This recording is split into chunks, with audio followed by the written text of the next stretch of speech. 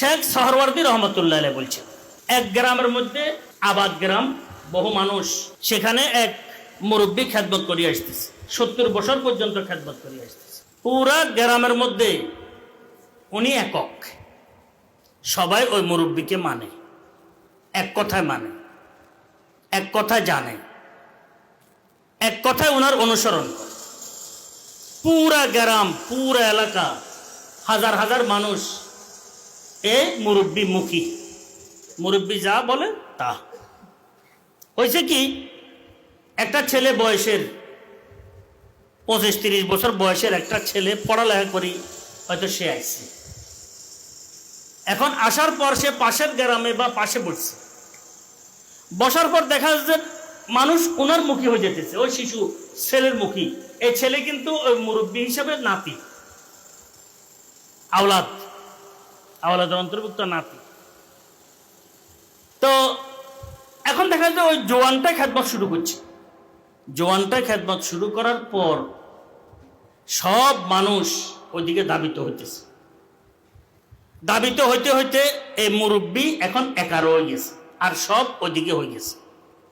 বলছেন মুরব্বী যদি যে তার কাছে আসে, তাকে যদি এই কথা না বলে যে বাবা আমার বয়স হয়ে গেছে, আমার দ্বারা সম্ভব না, আল্লাহর রহমতে অমুক আসে গেছে, তার কাছে তোমরা এখন চলে যাও, আমার কাছে আর আসিও না।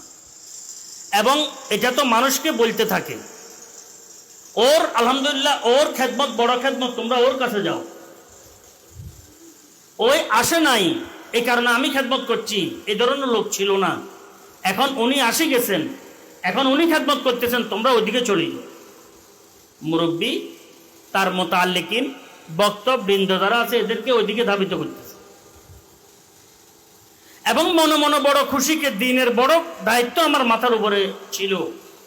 ওই ছেলেটা আসার কারণে, আমার খেদমত শুরু করার কারণে আমার মাথার বোঝা শেষ হইয়া গেছে। যাই ছেলেটাকে দোয়া দে, মনে মনে খুশি আনন্দিত। বলছেন হাজা আলামাতুল ইখলাস, এটা হচ্ছে ইখলাসের কি আলামত, এর মধ্যে ইখলাস আছে। আর যদি মনে মনে বার হইয়া যায় যে কোত্থেকে আসলো, কেন আসলো, অমুখানে এটা তরক্কি কেন হইতেছে, আমার থেকে লোক কমতেছে কেন, তার লোক বাড়তেছে কেন, আমার মানে মুতাকিদিন মুতাআল্লিকিন কেন কমতেছে, তার কেন বাড়তেছে, যদি এই বিষয়টি তার মধ্যে আসে, তাহলে মনে করতে হবে এটা দুনিয়াদার, এটা হুব্বে দুনিয়ায় কি মাতাল, তার মধ্যে হুব্বে দুনিয়ার শেষ নাই। এখন চিন্তা করে দেখেন কতটুকু সতর্কতার সাথে আমরা চলতে হবে।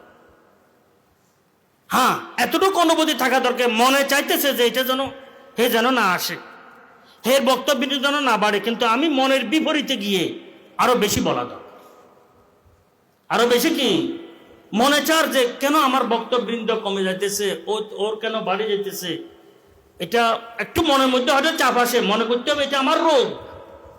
এই রোগের চিকিৎসা হচ্ছে আরো জোরালো ভাবে তার কাছে পাঠানো, তার জন্য দোয়া করা, তার পিছনে প্রশংসা করা, মানুষের সামনে তার পিছনে কি করা, প্রশংসা করা, এবং নিজে নিজে মানুষের সামনে এই মনোভাব ব্যক্ত করা, প্রকাশ করা যে আমার উপরে বড় বোঝা ছিল, আল্লাহ আল্লাহ এই নাতি যে আসছে অমুক, এর উসিলায় আল্লাহর রহমতে বোঝা আমার কমে গেছে, তোমরা ওইদিকে যাও।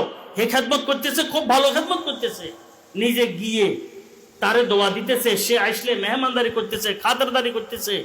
কমাস কম এটা তো ওষুধ হিসাবেও ব্যবহার করা যায়, যে আমার কোনো সাথী প্রতিষ্ঠানের হোক, সমাজের হোক, দিনী লাইনের হোক, দুনিয়াবি লাইনের হোক, প্রত্যেক লাইনের কোনো সাথীর ব্যাপার আমার হিংসা হইতেছে, কি হইতেছে, হিংসা লাগে, যে হ্যাঁ লাগে যে উঠি যাইতেছে, হে যাতে আগা যাইতেছে, আমার মনের বড় পেরেশানি, কি করতে হয় আমাকে, ও হুদাহুদি যাই তার সাথে মোলাকাত করবে, তার থেকে দোয়া নিবা, তারে চা খাওয়াইবা, নাস্তা পানি শরিক করবা, বলে ভাইয়া আমার দোয়া করি আল্লাহ আপনারা বড় বানাক, আমি খুশি, এটা প্রকাশ করবা, আল্লাহর কাছে দোয়া করবা, আল্লাহ তারে আরো বাড়াই দিও, তারে আরো বাড়াই দিও। বলছে এই দোয়া যদি তোমার থেকে আসতে কষ্ট হয় তো কমাস কম এটা করিও, এ আল্লাহ আমারও বাড়াই দিও, তারও বাড়াই দিও, আমারও কি বাড়াই দিও, তারও বাড়াই দিও, তাহলে কমাস কম দোয়া করতে কষ্ট কম লাগবে। হওয়া তো দরকার, কষ্ট হলেও চাপ হলেও দোয়া করা।